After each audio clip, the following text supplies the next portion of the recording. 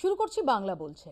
Digital ব্যক্তিগত সুরক্ষা আইনের খসড়া বিধি নিয়ে জোর জল্পনা। এই আইন সংবাদ মাধ্যমের স্বাধীনতা এবং তথ্যের অধিকারকে গভীর সংকটে ফেলবে বলে মনে করছেন বিশ্লেষকরা। কারণ এই আইনের নয়া সংশোধনীর ফলে কোনো সরকারি কর্মকর্তার সম্পত্তির বিবরণ, দুর্নীতির তথ্য বা জনস্বার্থ সংশ্লিষ্ট ব্যক্তিগত তথ্য প্রকাশ করা কঠিন হয়ে যাবে। দেখুন। বিতর্কের শিরোনামে ডিজিটাল ব্যক্তিগত তথ্য সুরক্ষা আইনের খসড়া বিধি নিয়ে তীব্র বিতর্ক, তথ্যের অধিকার নিয়ে গভীর সংকট। ডিজিটাল ব্যক্তিগত তথ্য সুরক্ষা আইন 2023 এবং সম্প্রতি প্রকাশিত সেই আইনের খসড়া বিধি নিয়ে বিতর্ক ক্রমেই তীব্র হচ্ছে। তথ্য প্রযুক্তি মন্ত্রী অশ্বিনী বৈষ্ণব দাবি করেছেন যে নতুন বিধিগুলি নিয়ন্ত্রণ ও উদ্ভাবনের মধ্যে দিয়ে ভারসাম্য বজায় রেখে নাগরিকদের অধিকার রক্ষা করবে। In the entire drafting of data protection law, we had extensively consulted with every possible stakeholder. More than 16,000 consultations were done, and before that the JPC itself had also consulted many stakeholders, practically every stakeholder. The rules will be as simple as the DPDP Act as well as the Telecom Act that you saw. There will be a simplicity in drafting. Our Prime Minister has given us a framework called Saral Framework. And he always says that the act or the rules, they should be easily understood by the people. তবে বিশ্লেষকদের মতে এই কঠোর আইন সংবাদ মাধ্যমের স্বাধীনতা এবং তথ্যের অধিকারকে গভীর সংকটে ফেলতে পারে। ডিপিডিপি আইনের 44-এর 3 ধারা অনুযায়ী তথ্য অধিকার আইন 2005-এর গুরুত্বপূর্ণ ধারা সংশোধন করা হয়েছে। ফলে কোনো সরকারি কর্মকর্তার সম্পত্তির বিবরণ, দুর্নীতির তথ্য বা জনস্বার্থ সংশ্লিষ্ট ব্যক্তিগত তথ্য প্রকাশ করা কঠিন হয়ে যাবে। আগে আরটিআই আইনে জনস্বার্থ যাচাই করে তথ্য প্রকাশ করা যেত, কিন্তু নতুন আইনে ব্যক্তিগত তথ্যের সংজ্ঞা বিস্তৃত করে দেওয়ায় সরকার তথ্য গোপন রাখার আরও শক্তিশালী হাতিয়ার পেয়ে গেল বলেই মনে করা হচ্ছে। এতে সরকারের স্বচ্ছতা কমাবে ও দুর্নীতি উন্মোচনে বাধা দেবে বলেও ধারণা। ডিপিডিপি আইনের খসড়া বিধি অনুযায়ী সংবাদ মাধ্যমকে কঠোর নিয়ম মেনে চলতে হবে। বিনা অনুমতিতে তথ্য সংগ্রহ করা যাবে না। সাংবাদিকদের কোনো ব্যক্তিগত তথ্য প্রকাশের আগে সংশ্লিষ্ট ব্যক্তির অনুমতি নিতে হবে, যা স্টিং অপারেশন মূলক প্রতিবেদনে বাধা তৈরি করবে। বড় সংস্থার জন্য কঠোর জরিমানার ব্যবস্থা। আইন অনুযায়ী তথ্য ফাঁস বা আইন লঙ্ঘনের অভিযোগে 250 কোটি টাকা পর্যন্ত জরিমানা করা যেতে পারে। যদিও ছোট ব্যবসার জন্য অল্প শাস্তির কথা বলা হয়েছে। সংবাদ মাধ্যম ও বড় প্রযুক্তি সংস্থাগুলোর ক্ষেত্রে এই জরিমানার হার অত্যন্ত বেশি। ভুল ত্রুটি হলেও শাস্তির ব্যবস্থা। কোনো সংবাদ মাধ্যম ভুল তথ্য প্রকাশ করলে বা ব্যক্তিগত তথ্য ব্যবহারের অভিযোগ উঠলে ডাটা প্রোটেকশন বোর্ড কঠোর ব্যবস্থা নিতে পারবে। যদিও আইনে বলা হয়েছে কোনো সংস্থা স্বেচ্ছায় তথ্য লঙ্ঘনের কথা স্বীকার করলে তা বিবেচনা করা যেতে পারে। যদিও অশ্বিনী বৈষ্ণব বলেছেন মিডিয়ার অধিকার বর্তমান কাঠামোতেই থাকবে, সংবাদ মাধ্যমের ওপর নতুন বিধির প্রভাব পড়বে না। তবে বাস্তব পরিস্থিতি ভিন্ন হতে পারে বলে আশঙ্কা করা হচ্ছে। কংগ্রেস নেতা জয়রাম রমেশ তথ্য প্রযুক্তি মন্ত্রী অশ্বিনী বৈষ্ণবকে চিঠি লিখে ধারা 44-এর 3 বাতিলের দাবি জানিয়েছেন। ইতিমধ্যে এই পরিবর্তনের বিরুদ্ধে সরব হয়েছেন আরটিআই কর্মীরা। এ বিষয়ে সংসদে গলা তুলেছেন তৃণমূল সাংসদ Mahua Moitra. Government can deny all data blanketly to anyone asking for data, asking accountability, as a result of which you will not be able to get data on willful loan defaulters. You will not be able to get data on anything that the government does not want you to get. This is completely undermining the RTI Act. A section in there under the DPDP Act which says that any group which is journalists, activists, personal political parties which has data can be now classified as a data fiduciary. The Data Protection Board, which is completely made up by the government, has the power to impose fines of 250 crores, going up to 500 crores. Now this will have a chilling effect on anyone seeking data. বিশ্ব সংবাদ মাধ্যম স্বাধীনতা সূচকে ভারত 161তম স্থানে, যা ইতিমধ্যেই উদ্বেগজনক। নতুন আইন বাস্তবায়িত হলে এই পরিস্থিতি আরও খারাপ হতে পারে। নতুন ডিজিটাল তথ্য সুরক্ষা আইন জনগণের ব্যক্তিগত তথ্য রক্ষার জন্য গুরুত্বপূর্ণ হতে পারে, তবে এটি গণমাধ্যমের স্বাধীনতা ও স্বচ্ছতার পথে বড় বাধা সৃষ্টি করতে পারে। বিপুল পরিমাণ জরিমানা, কঠোর বিধি এবং আরটিআই আইন পরিবর্তনের ফলে সংবাদ মাধ্যম ও নাগরিকদের তথ্য জানার অধিকার সংকুচিত হবে। এখন প্রশ্ন হলো, এই আইন কি সত্যিই নাগরিকদের রক্ষা করবে, নাকি সরকার ও বড় কর্পোরেট সংস্থাগুলোর স্বার্থ রক্ষার হাতিয়ার হয়ে উঠবে? এতদিন অর্থের জোরে পুলিশ কেসের ভয় দেখিয়ে সংবাদ মাধ্যম নিয়ন্ত্রণের অভিযোগ উঠেছে সরকারের বিরুদ্ধে। এবার কি তবে সরাসরি সংবাদ মাধ্যমগুলোকে পরিচালনা করার রাস্তায় হাঁটছে সরকার?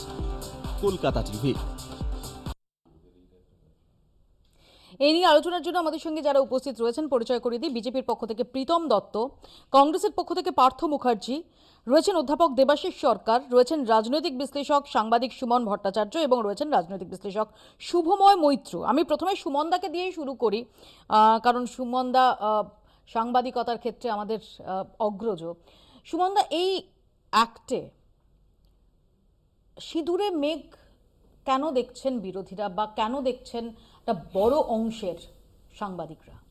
দেখুন, এটা মানে আপনাদের প্রতিবেদন যেটা আছে সেটা হচ্ছে সবচেয়ে ফার্স্ট কথা আছে, সেটা হচ্ছে এটা 43(1), সেটা হচ্ছে 2005 সালে ইউপিএ আসার পরে যে আরটিআই অ্যাক্ট হয়েছিল সেটাকে পুরোপুরি মানে চেপে দিচ্ছে। আমি চেপে দিচ্ছি শব্দটাই প্রয়োগ করবো। অর্থাৎ আপনি আগে আরটিআই করে একজন সরকারি আধিকারিক বা একজন রাজনীতিকের সম্পত্তি, তার বিভিন্ন বিষয় জানতে পারতেন। এখন সেটার কোনো জানার অধিকার থাকছে না। এটা যদি ডিপিডিপির একটা মানে বড় ফ্যালাসি হয় যে আপনি আসলে মানে দেখুন, বিজেপির তো একটা পলিটিক্যাল থিওরি আছে, বিজেপি আজকাল কর্তব্যপদ বলে, ঠিক আছে? বিজেপি সিটিজেনের অধিকার, নাগরিকের অধিকার চাইতে নাগরিকের কর্তব্যের দিকে বেশি চলে গেছে। ফলে নাগরিক, এখানে জাস্ট একটু অ্যাড করবো সুমনদা, আপনি একমত হবেন যে এই আরটিআই অ্যাক্ট এটা খবরের জগতে বা অ্যাক্টিভিজমের জগতে একটা নতুন দিগন্ত খুলে দিয়েছিল। দেখুন, যদি আপনি ওইভাবে দেখেন তাহলে দেখবেন যে মানে যে যায় লঙ্কায় সেই হয় রাবণ। 2004 থেকে 2014 যখন ইউপিএ ছিল তখন আরটিআই অ্যাক্ট দিয়ে কিন্তু ইউপিএ টুর ম্যাক্সিমাম দুর্নীতির অভিযোগ সামনে এসেছিল। যেগুলোকে হাতিয়ার করেছিল তৎকালীন প্রধান বিরোধী দল। এখন যখন তারা ক্ষমতা এসে গেছে, তারা প্রথম ওই 43(1) দিয়ে প্রথম যে আপনি কোনো আরটিআই দিয়ে সরকারি আধিকারিক, আবার আমি রিপিট করছি, তাদের কিছু জানতে পারবে না। কিন্তু দের ইজ টু ইন্টারেস্টিং, আরও দুটো জিনিস কেউ খেয়াল করছে না, আরও দুটো জিনিস করে দিয়েছে। সেটা যে ডিপিডিপিতে মানে অশ্বিনী বৈষ্ণব এই জন্য এত ফোরফ্রন্টে এসে বলতে পারছেন, আপনি আর জানতে চাইতে পারবেন না যে অশ্বিনী বৈষ্ণব যিনি একজন আইএস ছিলেন, কি জাদু মন্ত্রে ওনার কোথায় উনি শেয়ারে টাকা লাগালেন এমনভাবে যে উনি 500 কোটি টাকার শেয়ারের মালিক হয়ে গেলেন। এটা তো আপনি আরটিআই দিয়ে জানতে পেরেছিলেন যে উনি ওড়িশার মাইনিং কোম্পানির সঙ্গে শেয়ারের যে কেনাবেচা করেছিলেন তাতে উনি 486 কোটি টাকার মালিক হয়েছেন। এটা অশ্বিনী বৈষ্ণবের সম্পর্কে আপনি আর যাতে না জানতে পারেন সেটা করেছে। আরও দুটো জিনিস করেছে, সেটা হচ্ছে এই ডিপিডিপির বডিটা কারা থাকবে, সবাই সেন্ট্রাল গভর্নমেন্ট অ্যাপয়েন্টেড হবে। ফলে আমি যদি বসাই, আপনি যদি ঠিক করে দেন কারা কারা বসবে, তাহলে তারা কি কি বলবে, তারা প্রধানমন্ত্রী কতবার বিদেশে গেছে এটা সম্পর্কে জানতে চাইলে সেটা অধিকার আছে কিনা তো তারাই ঠিক করবে। আচ্ছা, থার্ড আর একটা খুব ইম্পর্টেন্ট জিনিস আছে যেটা আপনারা যদি ধারাবাহিকভাবে এটা নিয়ে আলোচনা করছেন, সেটা হচ্ছে স্টোরেজ আর ইন্ডিয়ায় থাকবে না। অর্থাৎ ডেটা স্টোরেজের কিন্তু অধিকার বিদেশিদের হাতেও আছে। ফলে এলন মাস্ক যে ঢুকছে যখন স্টারলিংক নিয়ে, এবং স্টারলিংকের সঙ্গে যখন একটার পর ভারতীয় সংস্থাকে চুক্তি করতে হচ্ছে, তখন এলন মাস্কের কোনো দায়বদ্ধতা থাকলো না। যদিও তিনি বলেছেন যে আমি একটা ডেটা প্রসেসিং সেন্টার ইন্ডিয়াতে বসাবো, তার কোনো দায়বদ্ধতা থাকলো না। অর্থাৎ দেখুন কি চ্যালেঞ্জ হয়ে গেল। এলন মাস্ক যখন তার স্যাটেলাইটের মাধ্যমে ইন্টারনেট বিক্রি করবেন, তিনি ভারতীয়দের যে ডেটাটা পাবেন সেই ডাটা ইন্ডিয়াতে স্টোরও থাকবে না, সেই ডেটার মাধ্যমে কার কাছে কি তথ্য যাচ্ছে সেটা আপনি জানতে পারবেন না। অর্থাৎ সেটা শি জিনপিংয়ের কাছে যাচ্ছে না ডোনাল্ড ট্রাম্পের কাছে যাচ্ছে আপনি জানতে পারবেন না। তার বিপদ কি? তার বিপদ হচ্ছে যে এই যে মাঝে মাঝে আমেরিকার মানে যদিও প্রীতমরা তাদের দুঃখ পায় বা আনন্দও পায়, মাঝে মাঝে আমেরিকার যখন বোধ জেগে ওঠে যে খুব খারাপ কাজ করছে, তখন রয়ের যে অফিসারদের ডেটা ওর কাছে আছে ও কিন্তু সেটা ডাইরেক্ট এফবিআইকে তুলে দেবে, আপনার মাঝখানে কোনো আটকানোর উপায় থাকলো না। ইতিমধ্যে জয়রাম রমেশ তিনি চিঠি দিয়েছেন অশ্বিনী বৈষ্ণবকে। তো আমি একটু পার্থদার কাছে জানতে চাইবো যে পার্থদা, এই আরটিআই সেটা ইউপি আমলে এসেছিল এবং সেই আরটিআই দেখা গিয়েছিল যে সবচেয়ে বেশি, যেটা সুমনদা বলছিলেন যে সবচেয়ে বেশি সেটা অস্ত্র তুলে দিয়েছিল তৎকালীন বিরোধী দল দের হাতেই। তো এই মুহূর্তে দাঁড়িয়ে যখন এই ডিপিডিপি অ্যাক্ট নিয়ে কথা হচ্ছে, তখন তার যে ফিচার্সগুলো রয়েছে সেটা কোথাও আরটিআইকে ভোঁতা করে দেবে। দেখুন, আরটিআই একটা তো শুধুমাত্র ওই বিরোধীদের হাতে অস্ত্র তুলে দেওয়ার জন্য না, সেখানে সেই সময় সাধারণ মানুষ পর্যন্ত সরকার একদম ট্রান্সপারেন্ট এবং সরকারের প্রতিটি পদক্ষেপের প্রতিটি পর্যায়ে যে কোনো জায়গা সম্পর্কে মানুষ তথ্য জানতে পারত। তো এবং সেটা মানুষ অত্যন্ত মানে করেছিল, সেটাকে মানুষ কাজে লাগিয়েছিল, বিরোধীরা অন্যভাবে কাজে লাগিয়েছে, দ্যাট ইজ ডিফারেন্ট থিং, সেটা গণতন্ত্র হতেই পারে।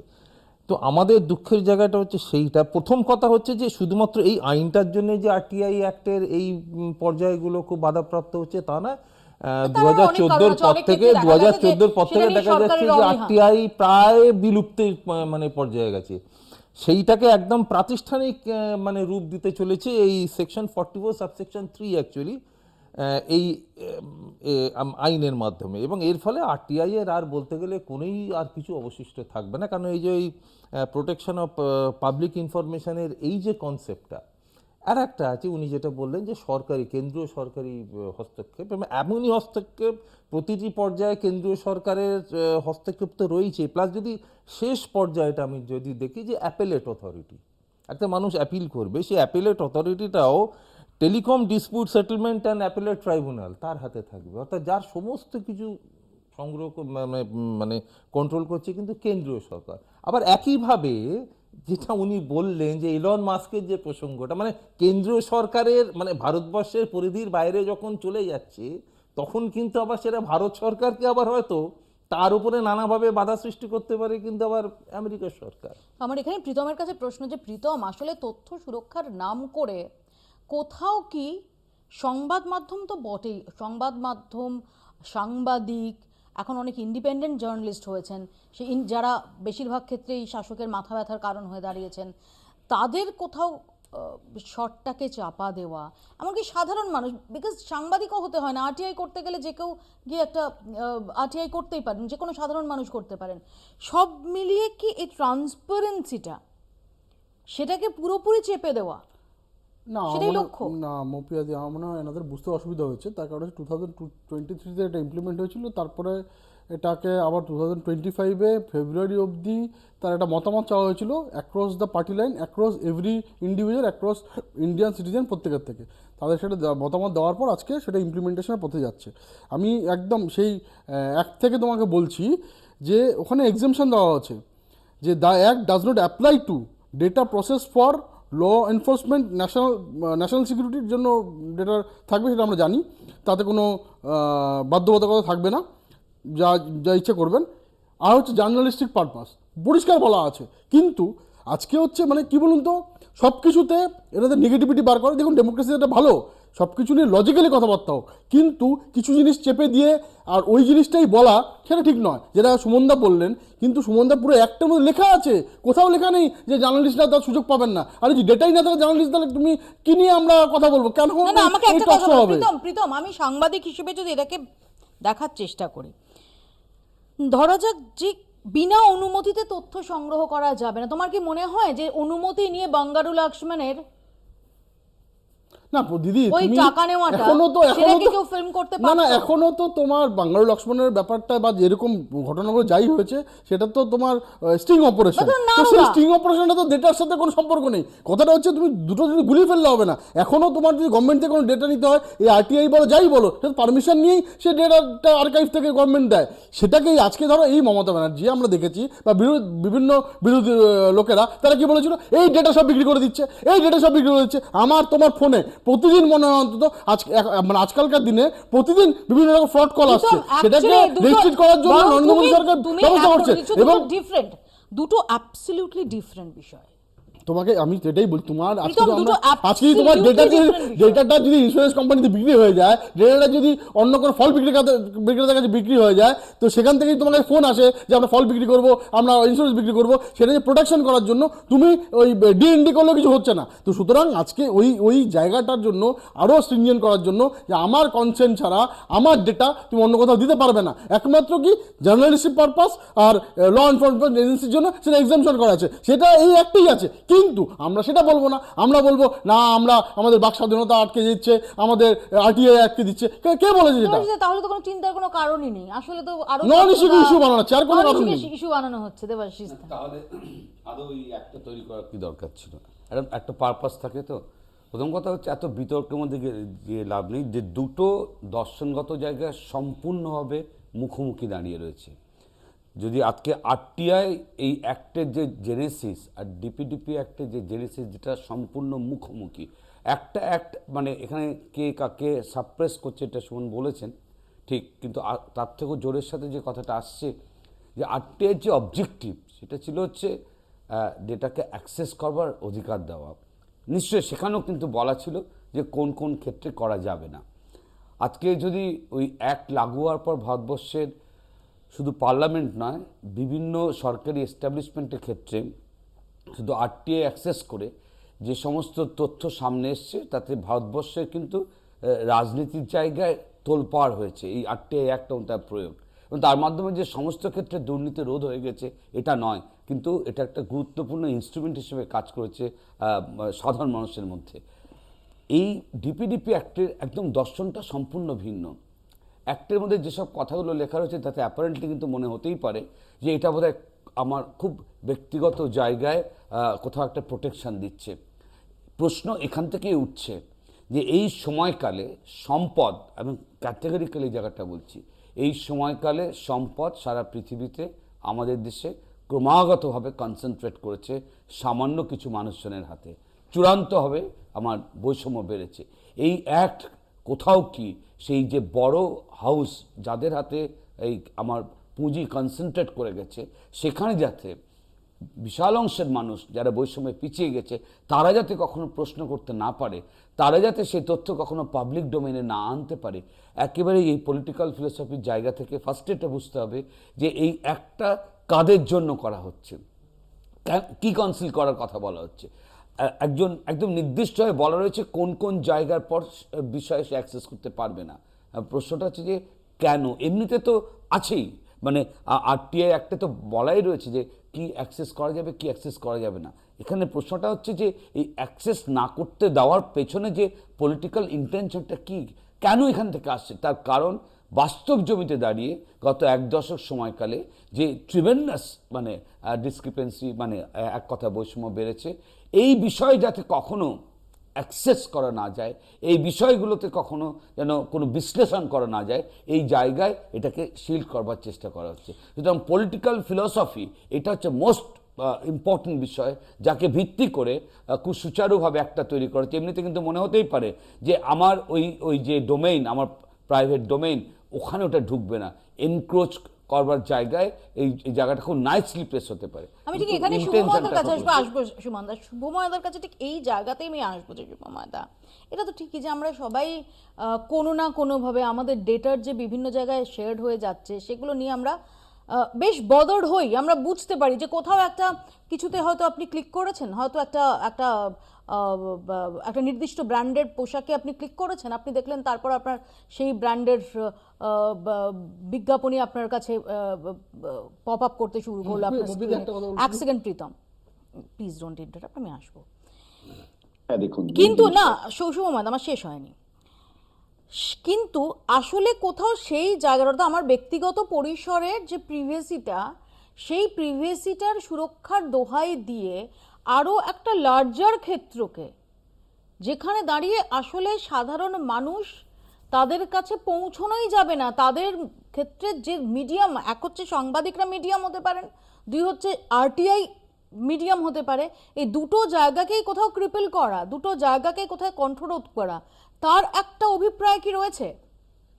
এবং প্রথম জিনিসটা হচ্ছে যে আমরা যারা এই কাজ করি আর কি, মানে ডেটা সিকিউরিটি নিয়ে, ডেটা প্রাইভেসি নিয়ে, সেখানে একটা প্রথম জিনিস বুঝে নিতে হবে যে আমার বাড়ির মোবাইল ফোনটা যদি চালু থাকে তাহলে তাতে যে যে সফটওয়্যার চলে তাতে আপনার প্রচুর তথ্য এমনিই বেরিয়ে যাচ্ছে। অর্থাৎ আপনি কোনটা সার্চ করছেন তাই দেখে তো তারা আপনার সম্পর্কে জানার চেষ্টা করছেই, তার বাইরেও এই ধরনের যন্ত্রপাতি এবং তার সফটওয়্যার প্রচুর তথ্য নিয়ে নিচ্ছে। এটা একটা সমস্যা, এবং এটাকে সামলাতে গেলে দেশকে কঠোর হতে হবে, আর কঠোর হতে গেলেই তখন উল্টো দিকের গোলমালটা আসবে।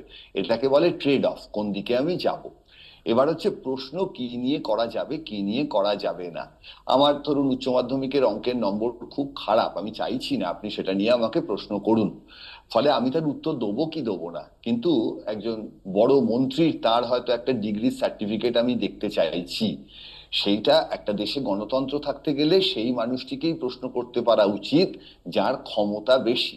অর্থাৎ এই ধরনের আমরা যখন জানতে চাইছি, আমাদের দেশের যারা বিখ্যাত মানুষ, যারা পাবলিক স্পেসে আছেন, তাদেরকে প্রশ্ন করতে পারার অধিকার আমার থাকবে কি থাকবে না, এইটাই কিন্তু মূল প্রশ্ন। যেমন আমি দুটি এক্সাম্পল দিচ্ছি।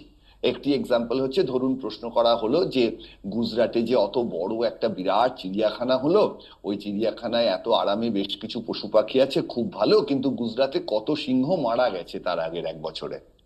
বা ধরুন প্রশ্ন করা হলো যে মমতা ব্যানার্জি তার আহত হওয়ার ছবিটা দেখালেন, উনি কি প্রস্তুত হয়ে গেছিলেন? সিপিএম এর সঙ্গে ওনার কথা হয়ে গেছিল যে সিপিএম হইচই করবে বলে উনি কি ছবিটা দেখাবেন কিনা?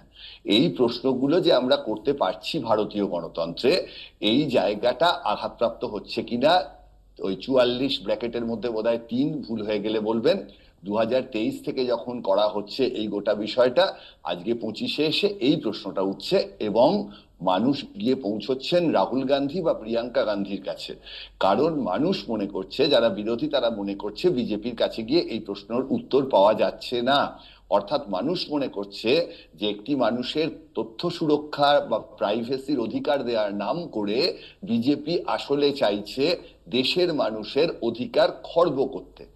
এবং এইখানে শাসক চরিত্র, সে রাজ্যের শাসকই হোক বা কেন্দ্রের শাসক, তারা কিন্তু সবসময়ই চাইবেন আড়ি পেতে আমাদের সবকিছু শুনে নিতে, আর তাদেরগুলো তারা আমাদের জানতে দেবেন না।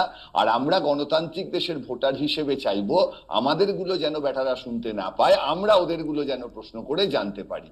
এই 44 ব্র্যাকেট 3-এর ইন্টারপ্রিটেশনটা এই জায়গাতেই, এবং এইখানে যেভাবে আলোচনা হবে তাতে আলটিমেটলি কি ঠিক হয় দেখার। শেষ একটা কথা, যে সংবাদ মাধ্যমের যে স্বাধীনতার জায়গাটা, সংবাদ মাধ্যমের যে প্রশ্ন করার অধিকার, সেটা যদি চলে যায়, আমরা সকলে জানি সংবাদ মাধ্যমও অনেক ক্ষেত্রে ব্যবসায়িক সংস্থা দ্বারা নিয়ন্ত্রিত হয়, কিন্তু তা সত্ত্বেও, সেই নিয়ন্ত্রণ থাকা সত্ত্বেও, তার এডিটোরিয়াল পলিসি সত্ত্বেও সংবাদ মাধ্যম যে প্রশ্ন করতে পারেন, এখন প্রশ্ন করলেই ফাইন হয়ে যাবে, এ তো মোটামুটি শিব ঠাকুরের আপন দেশে হয়ে যাচ্ছে।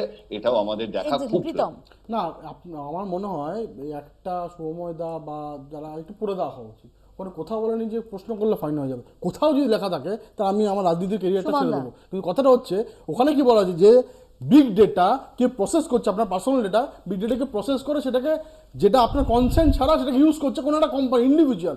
সাংবাদিকদের ওখান থেকে এক্সাম্পশন করা আছে, পরিষ্কার লেখা আছে একটা, তাও আপনারা বলে যাচ্ছেন। আসলে এটা মুশকিল, একদম নিজেদের ন্যারেটিভ চালানোর জন্য আপনারা বলে যাচ্ছেন ভুল কথা।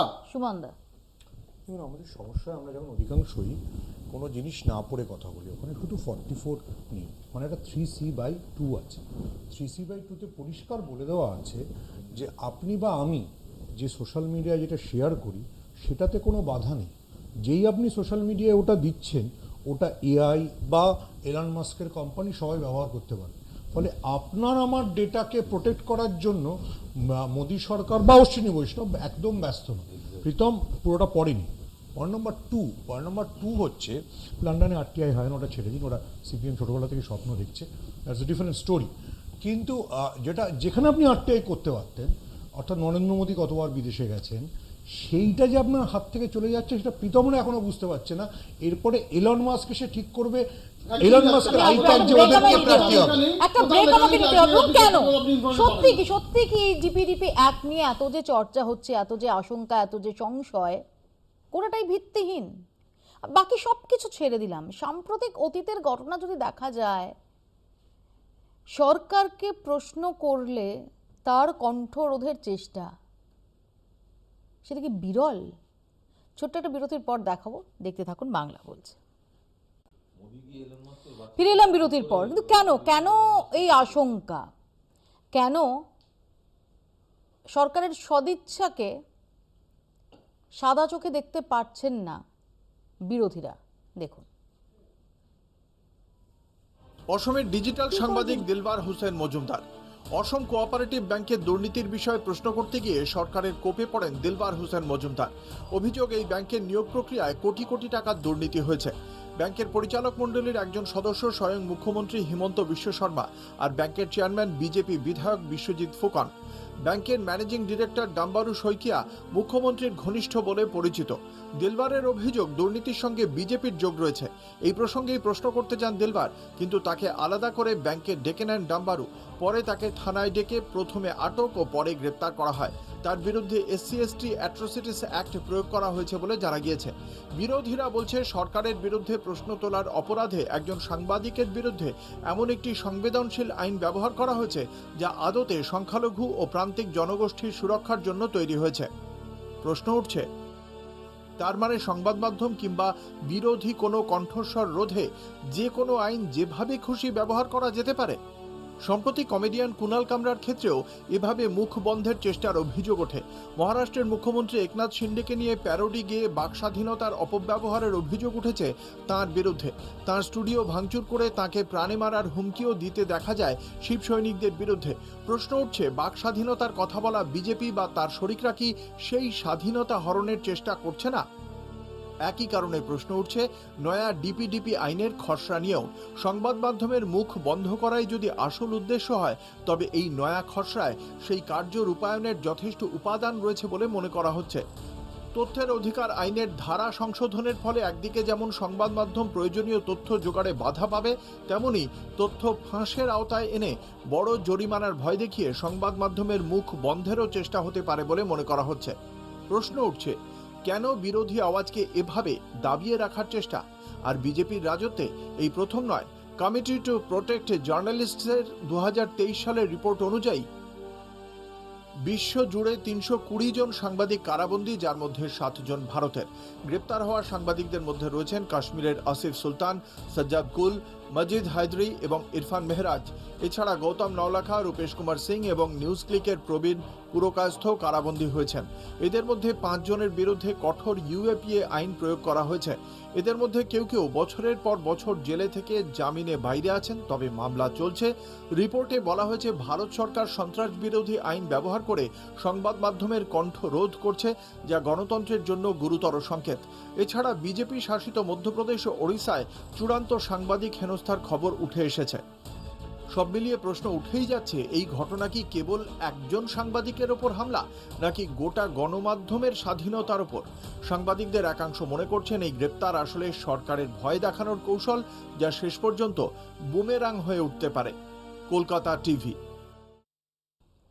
প্রীতম, প্রশ্নটা তো এখানে, সাম্প্রতিক অতীতে যে ট্র্যাক রেকর্ড দেখা গেছে যখন সংবাদ মাধ্যমের স্বাধীনতার প্রসঙ্গ, সেখানে দাঁড়িয়ে কেন্দ্রের শাসকের যে ট্র্যাক রেকর্ড দেখা গেছে, সিঁদুরে মেঘ তো তাতে দেখছেন সাংবাদিকরা, সিঁদুরে মেঘ তো তাতে দেখছেন বিরোধীরা। না না, আজকে বলুন না, সাংবাদিকদের বিরুদ্ধে UAPA অবধি হয়েছে। না না, সেটা তো কোর্টের ব্যাপার, যে আজকে কি ধারায় কিভাবে মামলা হবে, এবং আমি বলতে চাই সে যদি না হয়ে থাকে তার লয়ার বলবে এবং সে তার প্রমাণ দেবে, ছাড়া পেয়ে যাবে, পরিষ্কার কথা, সেটা বিচার করবে কোর্ট।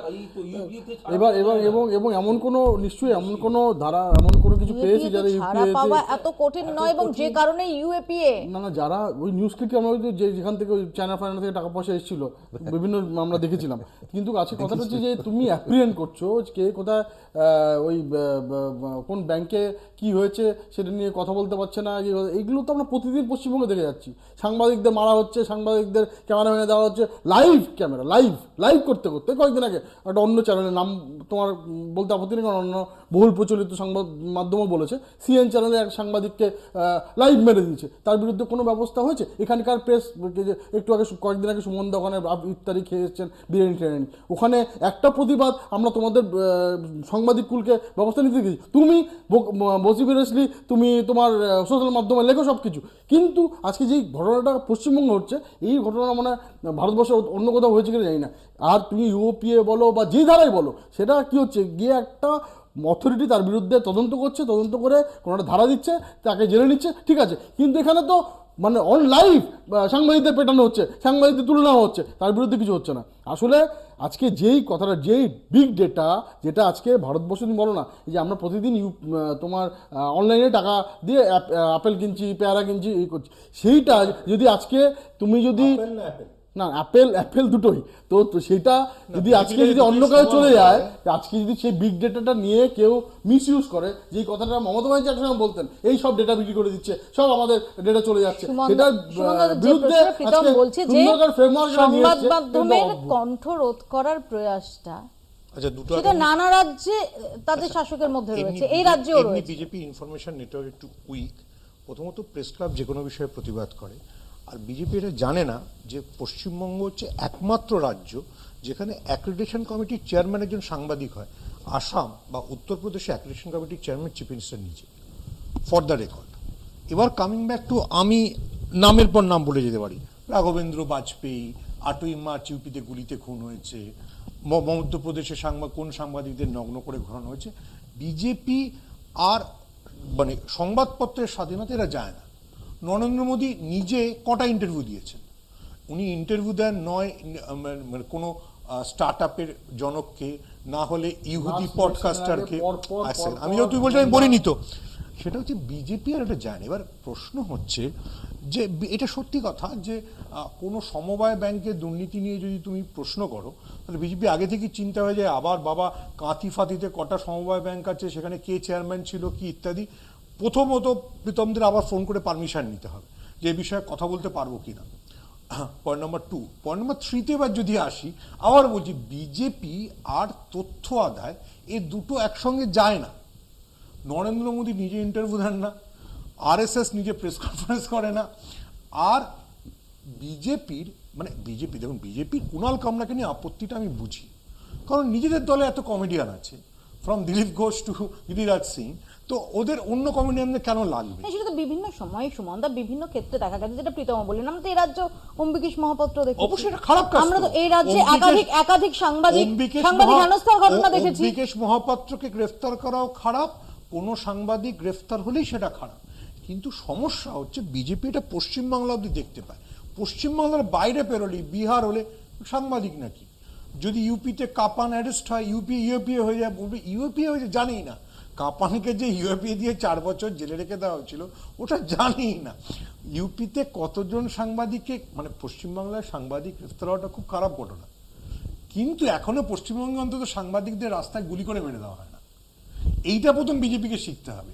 পশ্চিমবঙ্গে এখনো অবধি সাংবাদিকদেরকে অর্ধনগ্ন করে বিজেপি অফিসে প্যারেড করানো হয় না, মানে শাসকের প্যারেড অফিস করা। বিজেপি আবার আমি বলছি বিজেপি আর মানে সংবাদ মাধ্যম এটা তো নেহেরুর দল নয় যে নিজের লোক কার্টুনকে বলবে এই তুমি কার্টুন আঁকো। এই দলটা হচ্ছে এমন যে প্রথমত শুনলেই উত্তেজিত হয়ে যায় যে আমাদের সম্পর্কে আলোচনা করছে, আমাদের সম্পর্কে আলোচনা করছে। নয় ওরা ভাবে যে দিলীপ চালিসা, শুভেন্দু চালিসা কেউ পড়বে হনুমান চালিসার মতো, না হলে ভাববে যে ওদের সম্পর্কে কোনো ওদের মানে মানে শুধু ওদের সম্পর্কে স্তুতি হবে, এর বাইরে কিছু হলেই ওদের ডিটি। আমি বললাম না যে প্রথম অশ্বিনী বৈষ্ণবকে জিজ্ঞেস করতে হবে আপনার সম্পত্তিটা কি করে হলো, যদি অশ্বিনী বৈষ্ণব এটা উত্তর দিয়ে দেয়। না অ্যাকচুয়ালি যে ওর তোমার কথার মধ্যে একটা রয়েছে, আমি ওই জায়গাটাকে সমর্থনও করছি। শুভময় বোধহয় বলার সময় বলছিল কারেক্টলি, এটা হচ্ছে যে আজকে প্রযুক্তি যেখানে গেছে সেখানে কিন্তু প্রতি মুহূর্তে আমরা সোশ্যাল মিডিয়া প্ল্যাটফর্মে যেরকমভাবে বিচরণ করছি তার সংখ্যা যেভাবে বাড়ছে, কোথায় একটা মজাটা সেখানে বলবার জন্য বলছি, তাতে প্রতি মুহূর্তে সারা পৃথিবীতে সমস্ত মানুষজন সম্পর্কে একেবারেই ব্যবসা করার জন্য যে তথ্যটা যাওয়া দরকার সেই তথ্যটা চলে যাচ্ছে, সেটা ক্যাপচার করা হচ্ছে, সেটা প্রসেস করা হচ্ছে এবং সেখান থেকে ম্যাপ করা হচ্ছে, সেখান থেকে বোঝা যাচ্ছে যে কোন ব্যবসাটা হবে কোন ব্যবসাটা হবে না, পুঁজি কোন দিকে যাবে। এই সবটা কিন্তু একেবারেই প্রতি মুহূর্তে যে তথ্য তৈরি হচ্ছে তার ভিত্তিতে। এখানে কিন্তু আরটিআই বা ডিপিডিপি এই সমস্ত আলোচনার কোনো জায়গাই নেই, জাস্ট কোনো জায়গা নেই। এটা হচ্ছে বড় ডোমেনটা, আর ছোট ডোমেন যে জায়গাটা ব্যঙ্গ করে বলছে, আর ছোট ডোমেন যে জায়গাটা সেটা হচ্ছে যে এই একটাকে তৈরি করবার একটা প্রয়োজনীয়তা থাকে। তো প্রয়োজনীয়তা কি? যখন আরটিআই অ্যাক্ট বারবার করে ভাইব্রেট করছে, তার অনেক লিমিটেশন আছে, কিন্তু ভাইব্রেট করছে এবং কোথাও বিপন্নতা দেখা যাচ্ছে, তখন তাহলে আমাকে এমন একটা কাউন্টার অ্যাক্ট তৈরি করতে হবে যে একটার মাধ্যমে আমি তথ্যটাকে কনসিল করতে পারি। কোন তথ্য কনসিল করা? আরটিআই অ্যাক্টের মাধ্যমে যে সমস্ত বিষয়গুলোকে আমি এক্সপোজ করতে পারছিলাম, আমার এখানে একেবারেই অ্যাপারেন্ট স্টান্সটা কি ডেটা ম্যানেজমেন্ট, যে হিউজ ডেটা তৈরি হচ্ছে, সেই ডেটা ম্যানেজমেন্টের প্রশ্নে একটা সিক্রেসি, একটা প্রোটেকশন, একটা সেফগার্ড এটা বলা হচ্ছে। বাস্তবটা কোথায়? প্রতি মুহূর্তে এআই যেভাবে ডেটাকে মানে যেভাবে ডেটা ক্যাপচার হচ্ছে, এআই অ্যাপ্লিকেশনে যেভাবে আমার ক্ষেত্র বাড়ছে, তাতে সেই জায়গাটাকে কোনো অবস্থাতেই এই দুর্বল ডিপিডিপি অ্যাক্টের রেফারেন্সে আলোচনাই করা যাবে না। ডিপিডিপি একটা বেসিক্যালি কনসেন্ট্রেট করেছে যে ইন্ডিভিজুয়াল লেভেলে যে কনসিল করা, অর্থাৎ কনসিল করার ঘটনাটাকে একদম ইনস্টিটিউশনালাইজ করা হচ্ছে, তাকে প্রোটেক্ট করা হচ্ছে। সেই কনসিল করার জায়গাটা কি এই বিস্তীর্ণ সায়েন্স অ্যান্ড টেকনোলজি যেখানে অ্যাপ্লিকেশন হচ্ছে সেই জায়গাটা? অ্যাবসলিউটলি না। কনসিল করার জায়গাটাতে সমাজের পাওয়ার স্ট্রাকচারে যে জায়গাটা, এই বারবার বলছি, যে জায়গাটা এই বড় অংশ মানুষের থেকে একেবারে বিচ্ছিন্ন এবং কনসেন্ট্রেটেড একটা জায়গা, সেই জায়গায় যেন সাধারণ মানুষ কোনোভাবেই এই আরটিআই অ্যাক্সেস এবং সেখানকার তথ্যকে পাওয়ার চেষ্টা না করতে পারে, প্রশ্ন না করতে পারে। সুতরাং এই ইন্টেনশনটা হচ্ছে বারবার করে এই একই কথা হচ্ছে। আজকে যদি এই বর্তমান কেন্দ্রীয় সরকার যদি বিরোধী আসনে থাকতেন, তাহলে কিন্তু এই অ্যাক্ট আনবার বিষয়ে তারা অসম্ভব ভোকাল হতো। আমরা যদি 2014 আগে আরটিআই অ্যাক্ট আনবার প্রশ্নে যে প্রশ্নগুলো করেছিলেন, একই প্রশ্নগুলো যদি আজকে নিয়ে এসে আমরা এই ডিপিডি এই অ্যাক্টের কন্টেস্টের প্রশ্নগুলো করি, তাহলে তার উত্তরটা কীরকমভাবে আসবে? ফলে স্বাভাবিকভাবে একটা রাজনৈতিক দল হিসেবে সাংঘাতিকভাবে স্ববিরোধিতা আছে। এখানে একটা কথা বলে শেষ করছি, এই যে মিডিয়া, তার ফ্রিডম, তার উপর আক্রমণ, এটা কিন্তু হ্যাঁ নিশ্চয়ই আমরা যদি কোনো একটা তালিকা তৈরি করি, যেহেতু নামে সর্বভারতীয় দল হলো, আসলে তো একটা আঞ্চলিক দল, সেই দল পশ্চিমবঙ্গের মধ্যেই সেই দলের শাসনের দায়িত্বে 1.5 দশক সময়কালে যা ঘটনা ঘটবে তার নিরিখে সেই দলের জায়গায় মূল্যায়ন হবে, একদম ঠিক। এবং সেখানে কিন্তু এই সময়কালে সেই নিন্দার চেহারা যেরকম আমরা দেখেছি, তার চেহারাটা অনেক বড় আকারে এখানে বন্ধু রয়েছে, যে বিজেপি শাসিত সেই সমস্ত রাজ্যে দাঁড়িয়ে থেকে কিন্তু কোনো অবস্থাতেই এই মিডিয়ার ক্ষেত্রে যে স্পেস, পশ্চিমবঙ্গ এই সব অন্য রাজ্যের সাথে তুল্যমূল্য আলোচনা করা। দেখো আজকে মপিয়াদি এই একটা 2023-এ ইমপ্লিমেন্ট হয়েছিল, তারপর সেটাই মানে পাস হয়েছিল, তারপর আজকে 2025 এখন অবধি প্লাস ফেব্রুয়ারি অবধি সবার থেকে ইনফরমেশন চাওয়া হয়েছে যে আজকে আমার মনে হয় এখানে যে কজন বসে রয়েছে, যে কজন শুভম ময়দার থেকে শুরু করে সবাই, যে তার কোনো ফিডব্যাক আমরা দিয়েছি কিনা। সেন্ট্রাল গভর্নমেন্ট পাবলিক ডোমেনে বলেছিল যে যার ফিডব্যাক দিন। প্রীতম একটা কথা বলবো, জাস্ট একটা কথা বলি, এই ফিডব্যাক এই একটা স্টাইল হয়েছে প্রত্যেকটা গুরুত্বপূর্ণ বিষয়ের ক্ষেত্রে পাবলিক ডোমেনে ফিডব্যাক চাওয়া হয়, একদম তোমার সাথে একমত। এবং সেই ফিডব্যাকগুলো যায়, যার পর তুমি বলো তো যে প্রথম যে ডকুমেন্ট আর ফিডব্যাক পাওয়ার পর যে ডকুমেন্ট হচ্ছে, মৌলিক চরিত্রের 1% একটা কোনো বিষয়ে পরিবর্তন হয়নি, সেটা নিয়ে আলোচনা করা যাবে, এটা নিয়ে আলোচনা করা যাবে। আর সুমনদা যেসব জায়গায় যেসব চালিসা পড়ে আমরা জানি সব কিছুই, সুমনদা সম্বন্ধে খুব ভালো করে জানি, যেসব চালিসা পড়েছে, আজকে যাদের এই সাংবাদিকদের নাকি ফ্রিডম নিয়ে কোয়েশ্চেন করছে, যেই সরকারটা সাংবাদিকদের দাদা রিপ্রেজেন্টেটিভ আছেন কংগ্রেসের মানে ইন্দিরা কংগ্রেসের এইভাবে গলাটিকে হত্যা করেছিল সেই ইমার্জেন্সির সময়, তারা আজকে সাংবাদিক ফ্রিডম নিয়ে কথা বলছেন। এটা হাস্যকর ছাড়া আর কেউ ভারতবর্ষের মানুষ দেখছে আর হাসছে। আজকে নরেন্দ্র মোদী নাকি ইন্টারভিউ দেয় না। আজকে 2024 আমরা দেখেছি বড় মানে ছোট থেকে বড় সব হাউসরা গিয়ে মানে একসাথে 4-5জন বসে কথা বলেছে। পশ্চিমবঙ্গ থেকে আপনার সাংবাদিকরা গিয়ে গোল টেবিলে ওনাকে প্রশ্ন করেছে, শুধু একজন উত্তর দিয়েছে, একসাথে 5জন সাংবাদিক প্রশ্ন করেছে। কিন্তু আজকে যেই মানে ইন্দিরা গান্ধী আমরা দেখেছি এখানে মানে সাংবাদিকদের হত্যা করা হয়েছে, সাংবাদিকদের জেলে ঢোকানো হয়েছে, আজকে ব্ল্যাক আউট হয়ে গেছে, সেগুলো নিয়ে কথা হচ্ছে না। সুতরাং কংগ্রেস এই যে টুলকিটটা মমতা ব্যানার্জি গিয়ে অ্যান্টি ইন্ডিয়া কথা বলছেন, সেম রাহুল গান্ধী গিয়ে অ্যান্টি ইন্ডিয়া কথা বলছেন, এগুলো হচ্ছে, এইগুলো আসলে আমি দেবাশিসদার একটা বক্তব্যে শুধু একটা জিনিস যোগ করে দিয়ে ফিডব্যাক নেয়। ওয়াকফের ক্ষেত্রে ফিডব্যাক যাওয়ার পরে নিশিকান্ত দুবে পার্লামেন্টে দাঁড়িয়ে বলেছিলেন এটা হচ্ছে ফিডব্যাক জেহাদ। যখন ওয়ান নেশন ওয়ান ভোটে ফিডব্যাক গেছে, তখন বিজেপির এমপিরা মিটিংয়ে বলেছে এটা হচ্ছে ফিডব্যাক জেহাদ। তো পৃথিবীতে বিজেপির কাছে যা আমার কাছে পছন্দের তা সব ভালো, আর যেই আমার কাছে পছন্দের না তখন ওটা ফিডব্যাক জেহাদ। আর শুভমদা, ডিপিডিপি অ্যাক্ট এইটা এখন যেটা হচ্ছে তার আগে ছিল সেকশন 8(1) যে আরটিআই অ্যাক্ট, সেটা কতটা বদলালো এই 44(3)-এ মোটামুটি সংবাদ মাধ্যম যা বলছে সেটা হচ্ছে আগে কোনো একটা ব্যক্তিগত ইনফরমেশন পাওয়া যেত যেটা যদি মনে হতো সেটা পাবলিক লাইফে বা পাবলিক ইন্টারেস্টে জাস্টিফাইড, এখন সেটা একেবারেই পাওয়া যাবে না। তাহলে পার্থক্যটা অ্যাসিমেট্রিক রিলেশন কোনটা? সরকার তার ক্ষমতা বলে, রাষ্ট্রশক্তি তার ক্ষমতা বলে আমার তথ্যটা যখন খুশি নিয়ে নিতে পারে, কিন্তু আমি যখন সরকারের একটা বড় লোকের তথ্য চাইবো তখন আমি আমার ক্ষমতা বলে কিন্তু সেটা আর চাইতে পারবো না, এবং চাইতে গেলে হয়তো ফাইন হয়ে যাবে। আমি একটা ছোট্ট উদাহরণ দিচ্ছি, আমি দেবাশিস দার নাম নিয়ে নিচ্ছি কারণ যাতে দেবাশিস দা আমায় কেস না দেন। সেটা হচ্ছে যে ধরা যাক দেবাশিস দা একটা বই লিখেছেন এবং সেই বইটা কোনো একটা সাহিত্য পুরস্কারের জন্য পাঠিয়েছিলেন আর কি, এবং সাহিত্য পুরস্কারটা দেবাশিস দার বইটা এতটাই খারাপ যার জন্য দেয়া যায়নি এবছর। এবার রাষ্ট্র চাইলে দেবাশিস দার বই পুরস্কার দেয়া যাবে না, জানিয়ে দিল, কারণ কিছু করার নেই। কিন্তু আমি যদি রাষ্ট্রের কাছে জানতে চাই যে দেবাশিস দা কি বইটা পাঠিয়েছিলেন, যে সত্যি আমাকে জানান, তখন কিন্তু রাষ্ট্র বলবে না জানাবো না, কারণ ওটা দেবাশিস দার একেবারে নিজস্ব ইনফরমেশন। ফলে আমি জানতে পারবো না দেবাশিস দা যদি বিরাট একটা রাজনৈতিক নেতা হন তাহলে তিনি কোনো একটা বই পাঠিয়েছিলেন কিনা, এবং তার জন্য এই সাহিত্য সম্মানটা দেয়া গেল না বাংলা এবার কিনা, সেই প্রশ্নের উত্তর আমি আর জানতে পারবো না। আমি এখানে একটু দেবাশিস দাকে মনে করাবো, যখন এই আলোচনাগুলো চলছে দেবাশিস দা, আপনার মনে থাকবে যে এই তথ্য প্রকাশ করার ক্ষেত্রে শাসকের অনীহা যেটা সব শাসকের ক্ষেত্রেই খাটে। আমরা যদি খুব ভুল না করি, সিঙ্গুরের চুক্তি তো সেই সময় বামফ্রন্ট সরকার তারা প্রকাশ্যে আনেনি, এবং বারবার এই দাবির সামনে তারা বলেছিলেন যে না, এটা দেখানো যাবে না, কারণ তাতে টাটা সংস্থা তাদের স্বার্থ বিঘ্নিত হবে। বা টাটা সংস্থা তাহলে অন্য রাজ্যে চলে যেতে পারে। ঠিক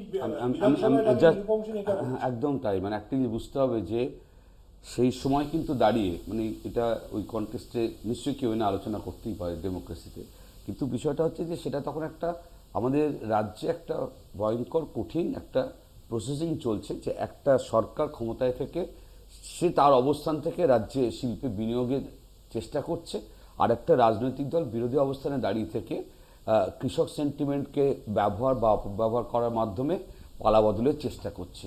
এই পলিটিক্যাল এবং ইকোনমিক টেনশনটা তখন সার্ভাইভ করছে, এবং সেই সময় দাঁড়িয়ে এটা আমি সবার জানা, মৌপিয়া তো আরও বেশি করে স্বাভাবিকভাবে জানে, প্রত্যক্ষভাবে এগুলো হ্যান্ডেল করেছে। সেটা হচ্ছে এই ফ্রেমগুলো কিন্তু অজস্রবার আমরা দেখেছি, যে তথ্যটাকে আমরা গোপন বলছি সেই তথ্যটা নিয়ে কিন্তু আমাদের রাজ্যের মাননীয় গভর্নর, রাজ্যে সেই সময় যিনি মুখ্যমন্ত্রী ছিলেন, যিনি বিরোধী দলের থেকে নেতৃত্ব দিচ্ছিলেন, তার যা গুরুত্বপূর্ণ রাজনৈতিক ব্যক্তিত্ব, তারা কিন্তু দফায় দফায় সেই কন্টেন্ট পার্টটাকে নিয়ে ডিসকাস করেছে। শেয়ার পার্সেন্টেজ কতটা ফেরত যাবে না, এই জায়গাগুলো নিয়ে কিন্তু সেই সময় ডিবেট চলেছে।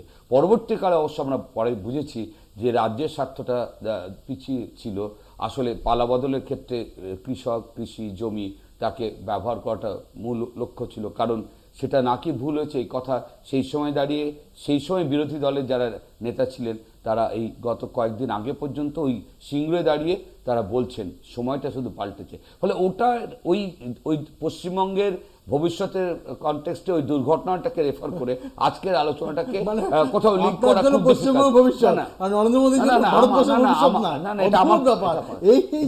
এটা কথাবার্তা অদ্ভুত না। দেখো একটা কথা পরিষ্কার বুঝতে হবে, যে তোমাকে যদি আমি একটা সাধারণ প্রশ্ন করি যে আচ্ছা বলো তো কি দরকারটা ছিল, একদম এসব টেকনিক্যাল জায়গা ছিল, এই ডিপিডিপি একটা তৈরি করা কি দরকার ছিল? একটা তুই বলা একবারও ইন্টারফেয়ার, একবারও ইন্টারফেয়ার কি দরকার ছিল? আজকে আমরা দেখেছি বিরোধী দলনেত্রী দলনেতারা বলছেন এই আধারের নাকি ডেটা চলে যাচ্ছে। আজকে আপনি যদি গুগলে একটা কিছু সার্চ করেন বা যে কোনো একটা প্ল্যাটফর্মে সার্চ করেন, আপনি যে কোনো কিছু সার্চ করবেন, সেই প্রোডাক্টটা আপনাকে বারবার আপনার এই ছবি আসতে থাকবে। তার মানে কি এই ডেটাটা চলে গেছে এর মাধ্যমে। আজকে কিন্তু এই ডিপিডিপিতে উত্তর দিতে দিন, একদম ডিপিডিপি একটা সেটা বলা আছে যে যদি আমি বলি না আমার যাবে না, সেইখানে ওই ডেটা একটা এন্টিটি বানানো হচ্ছে, সেখানে আপনি সেটা জানাতে পারবেন যে আমার ডেটা আমি এটা সার্চ করলাম, সেটা দিয়ে বারবার আমার কাছে সেটা আসছে, সেটা কিন্তু ডিপিডিপিতে সেটা আছে। না আমি আসবো, যখন আসার আসবো সুমনদা প্লিজ, আপনি জানেন যেটা বললেও আমি হয়েই আসবো আপনার কাছে। আমি পার্থদার কাছে আসবো। পার্থদা, বিশেষ করে এই সময় দাঁড়িয়ে যখন আমরা দেখতে পাচ্ছি যে ইন্ডিপেন্ডেন্ট জার্নালিজমের রমরমা এবং ইন্ডিপেন্ডেন্ট জার্নালিস্টদের একটা বড় অংশ তারা রীতিমতো মাথা ব্যথার কারণ হয়ে দাঁড়িয়েছে বিজেপির জন্য, সেখানে দাঁড়িয়ে কোথাও কি নির্দিষ্টভাবে এই সংবাদ মাধ্যম, এক তো হচ্ছে সংবাদ মাধ্যম, মেনস্ট্রিম মিডিয়া, সংবাদ সংস্থা, যে মিডিয়া কোম্পানি, মিডিয়া হাউস, তার পাশাপাশি এই যে ইন্ডিপেন্ডেন্ট জার্নালিজম, এই গোটাটাকেই কোথাও একটা নিয়ন্ত্রণে আনার চেষ্টা করছে। দেখুন, এই মানে ইন্ডিপেন্ডেন্ট জার্নালিজমের যে কথাটা বলছেন, এদের সাফল্যের উপজীব্য হচ্ছে যে পাবলিক ইনফরমেশন। আর এই সেকশন 44 দিয়ে এই পাবলিক ইনফরমেশনটাকেই বেসিক্যালি তার সামনে দেওয়াল তোলা হচ্ছে, যে পাবলিক ইনফরমেশনটাই আপনি পাবেন না। ফলে আরটিআই অ্যাক্টের মূল যে ব্যাপারগুলো সেগুলো সম্পূর্ণভাবে মানে ইরেজড হয়ে যাচ্ছে। আর একটা কথা যেটা উনি বললেন, যে বিভিন্ন ধারা উপধারার কথা বললেন, এখানে সরকারের হাতে বিশাল পাওয়ার দেওয়া আছে, যে প্রসেসিং ফর লফুল পারপাসেস। আমার ডাটা সরকার মনে করলে আমার ডাটা ভারতবর্ষের বাইরে পাঠাতে পারে। এই পাওয়ারগুলো সরকার এই আইনে, এই সেকশন 44-এর বিভিন্ন ধারা উপধারার মাধ্যমে সরকারের হাতে থাকবে। ফলে আমার প্রোটেকশনের কথা যেমন একদিকে বলা হচ্ছে, তেমন আমার প্রোটেকশনটা আলটিমেটলি কতখানি দিনের শেষে সুরক্ষিত থাকবে, এটা একটা সুমনদা কিছু বলতে বিশাল চাইছেন? প্রশ্ন। সুমন। আমার দেবাশিসদার প্রীতমের হাসি দেখে মনে হচ্ছিল যে হিন্দু সিপিএম আর মার্ক্সবাদী আরএসএস এর মধ্যে তর্ক হচ্ছে। দুজনেই রেজিমেন্টের, দুজনেই নিজের কথা ফাঁস করতে চায় না। সিঙ্গুরের সময় সব ঠিক ছিল, নরেন্দ্র মোদী রাফায়েল কেনার সময় সব ঠিক ছিল, তখন রাষ্ট্রের স্বার্থ এসে যাচ্ছে। আমি তো বললাম যে তুমি হিন্দু সিপিএম আর মার্ক্সবাদী আরএসএস মোটামুটি দেশের তথ্য গোপন স্ট্যালিনিস্ট পদ্ধতি সবকিছু করে দেশের তো 12টা বাজিয়ে দিয়েছে। বলেনি দুর্নীতি হয়নি। কিন্তু সমস্যা হচ্ছে যে সবাইকে বিপদে পড়লে ভারতীয় সংবিধানের দিকে তাকাতে হয়, সবার তখন গান্ধীর কথা মনে পড়ে যায়। এটা হচ্ছে সমস্যা। গান্ধী কিন্তু এইসব বলে যাননি। ডিপিডিপি অ্যাক্ট নিয়ে এই যে তৎপরতা, সত্যি কি শুধুমাত্র তথ্য সুরক্ষা, সেটার কারণেই এত উদ্যোগ, এত উদ্যম? বিষয়টা একেবারেই এতটা সাদা চোখে দেখতে রাজি নন বিশ্লেষকরা। তার কারণ যেভাবে সংবাদ মাধ্যম, সাংবাদিকরা এবং আরটিআই অ্যাক্টিভিস্টরা তারা বিভিন্ন সময় সরকারকে বিপাকে ফেলছে, তার একাধিক নিদর্শন রয়েছে। এবং একই সঙ্গে একাধিক ক্ষেত্রে সংবাদ মাধ্যমের প্রতিবেদনের ক্ষেত্রে, সাংবাদিকের প্রতিবেদনের ক্ষেত্রে যে ইনটলারেন্স সরকারের দেখা গেছে, সেই ট্র্যাক রেকর্ডের কথা মাথায় রেখে এটা বলে দেওয়াই যায় যে কোথাও সংবাদ মাধ্যমের কাজটা দুরূহ করার একটা অভিসন্ধি, সেটা এর মধ্যে থাকার সম্ভাবনা প্রবল। বাংলা বলছে এখানেই শেষ করছি। দেখতে থাকুন কলকাতা টিভি।